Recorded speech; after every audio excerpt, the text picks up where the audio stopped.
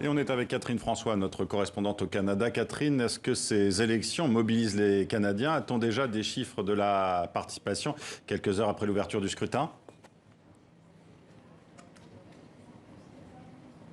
Alors, pas de chiffres en tant que tel. Ce qu'on sait par contre, c'est que sur les 27 millions d'électeurs canadiens, il y en a déjà près de 6 millions qui ont voté par anticipation et près d'1 million qui ont voté par la poste.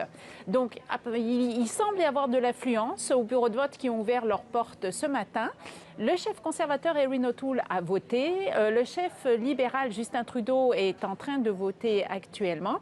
Et le chef néo-démocrate Jack Mincing a voté par anticipation. Même chose pour le chef du Bloc québécois, Yves-François Blanchet. Catherine, le pari d'élections anticipées pris par Justin Trudeau paraît bien risqué aujourd'hui. On le disait quand on voit dans les sondages que le conservateur Erin O'Toole est à égalité avec lui.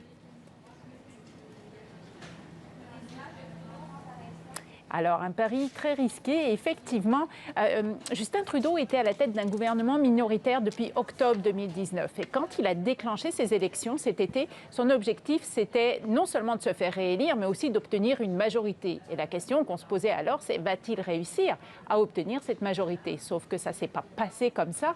Les conservateurs ont pris du poil de la bête au cours de cette campagne électorale pour arriver donc au coude à coude avec les libéraux. Et la question finalement qu'on se pose maintenant, c'est qui va gagner? Est-ce que Justin Trudeau va réussir à se faire réélire ou est-ce que les Canadiens vont plutôt choisir les conservateurs? Alors, une chose de sûre, c'est que la certitude que nous avons, c'est que le gouvernement qui va être élu au terme de cette journée, eh bien, sera un gouvernement minoritaire. Il sera peut-être rouge libéral, il sera peut-être bleu conservateur, mais ce qui est certain, c'est que Justin Trudeau va sortir affaibli de cet exercice, des élections qui ont coûté 600 millions de dollars que les Canadiens ne voulaient pas avoir.